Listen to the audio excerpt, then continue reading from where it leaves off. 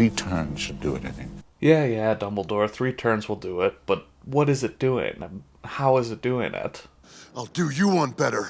Why is Gamora? Because time turners aren't exactly like most forms of time travel that we see in stories. Usually it's something like the DeLorean and Back to the Future, where you can go back to the past, and what you do when you're back there will change your present and future. Or we get time travel as we see it in Avengers Endgame, where instead of traveling through your own time, you travel through the multiverse, where you can then also travel through different times for it too, but that's kind of different for it, and they try to say it's different in Avengers Endgame, but at the end of the day, it is still pretty similar because you can create branches that could destroy the multiverse unless you travel back and then fix those points in the timelines for it. So, again, you're still having the potential to change the past, it's just more so instead of changing your own present and future, you're changing the future of other parts of the multiverse, which could then threaten the entire multiverse. But in Harry Potter, time always works across one line. You can use a time turner to travel to the past, but there isn't anything you can change when you're in the past. It only works if you always have gone back in time, so any events that happened have already happened because you will be going back in time to make sure that they happened. Oh no, I've gone cross-eyed. But today I want to dive into how time turners actually work. What powers them? What branch of magic was used to actually create them?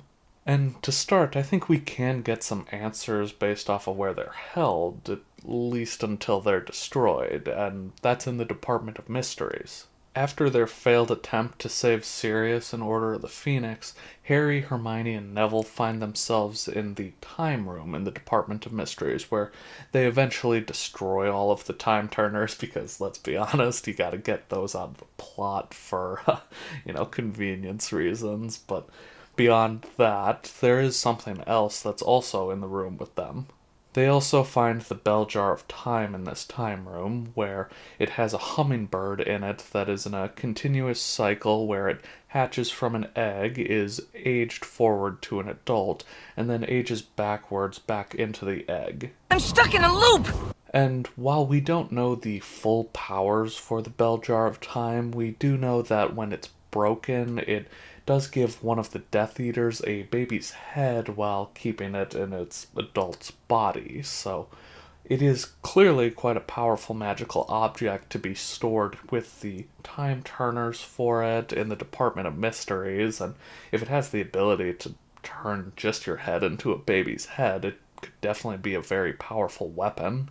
So the first question we have to ask is, why a hummingbird? I mean, there is some symbology for them with time because obviously their wings beat 80 times a second, so it does give them the ability to almost see things in slower time. They see the world in slow motion. They can also signify joy, resilience, and healing, but the one that caught my eye the most was the Aztec god Huitzilopochtli, whose name translates to Hummingbird of the South or Left-Handed Hummingbird, depending on the interpretation of it, but the Aztecs viewed him as a representation of the sun and the constant battle of bringing light to the earth as he would try to conquer the moon and stars.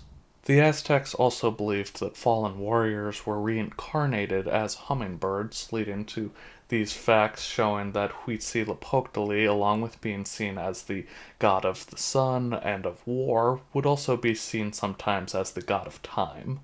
And as for how this relates to Harry Potter, I do think it makes sense that certain civilizations could have come across magical beasts and, not understanding their powers, would believe them to be gods. And yeah, it could be possible that the hummingbird in the Bell Jar of Time is the actual Huitzilopochtli. I think it's more likely, though, that this magical hummingbird was a much more prevalent species before and was nearly hunted to extinction by wizards, kind of like how the golden snidget was for Quidditch, but in this case wizards would have been trying to summon the power of these hummingbirds, and this one in the Bell Jar of Time is just the last survivor.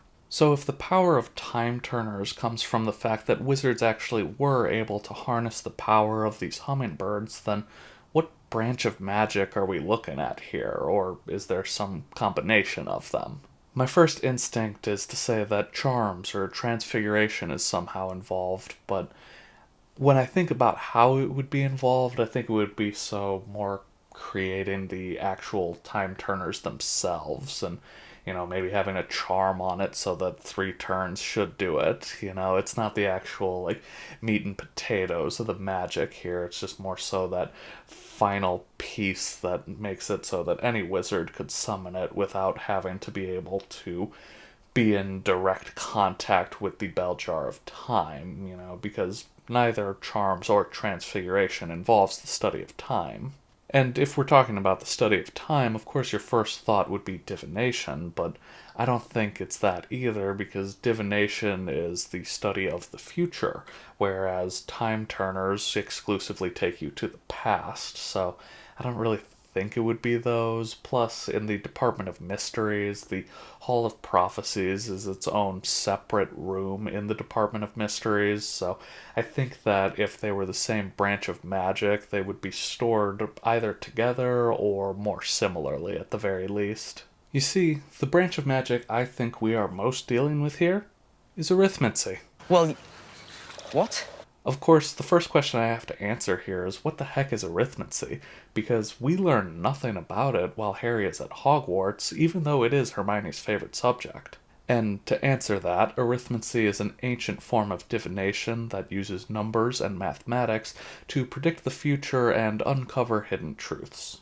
Wait, though, I hear you saying. You just said it's not divination because that's the study of the future and time turners exclusively send you to the past. And yes, I did. Thanks for listening.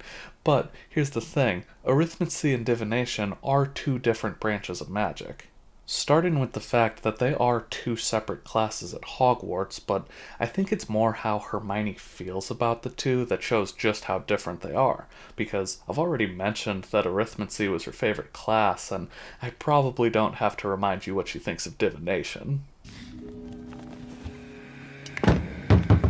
We also know that Hermione is a very logical person, so it makes sense that the numbers and mathematics and arithmancy would lead to much more certain outcomes, which is something that she would like, and is the opposite of divination, because that gives vague answers that are always uncertain. There are multiple ways that a prediction could be fulfilled or no way at all. Most people kind of view divination as fraudulent because they don't realize just how accurate seers can be.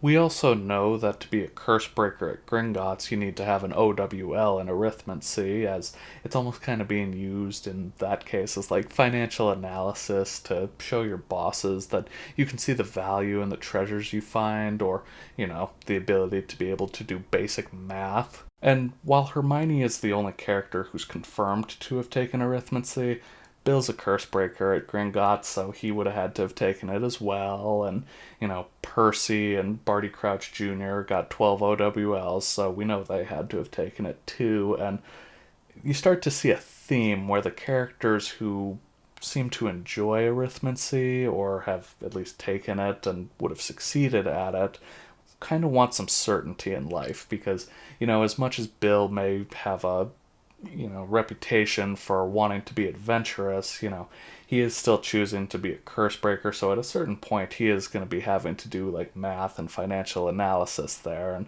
that's what he chose to do for a living, so I think he would be wanting a certain amount of certainty, or at least could enjoy it a little, or at least see the value of it. And then, Percy I don't have to make the argument for, and I don't really think I have to make the argument for Barty Crouch Jr. He's a very scheming character who desires control and certainty, so I don't think too much has to be said for him, but I do think there's one character who, craves certainty so much, and right in front of our faces actually does put a very high value on arithmancy. We just never see it directly spoken. Yes, Voldemort, who fears death above all else and the uncertainty of what happens after you die. He puts arithmancy on the same level as the dark arts in his quest to be immortal, because he doesn't just make one Horcrux, he makes 7 of them. And why does he do that? Wouldn't it be better, make you stronger, to have your soul in more pieces? I mean, for instance, isn't 7 the most powerfully magical number? Wouldn't 7? If that's not arithmancy, then I don't know what is. And where this comes back to time turners is that they can only travel back to the past because that is all that we know for certain.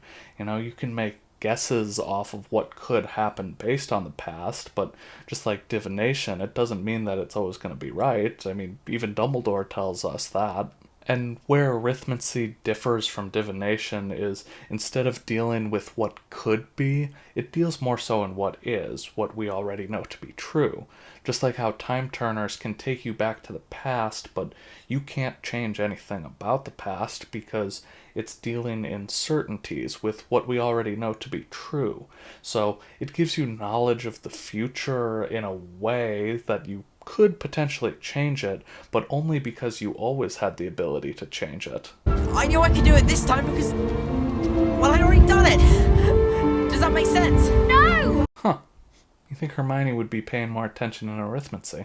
So time turners are powered by the Bell-Jar of Time, which summons the power of this magical hummingbird, as arithmancy is used first and foremost for it, but also with a combination of most likely charms and transfiguration to create the actual time turners and be able to control the power of the hummingbird. But first and foremost, I would say that it's arithmancy because of the nature of the time travel we see.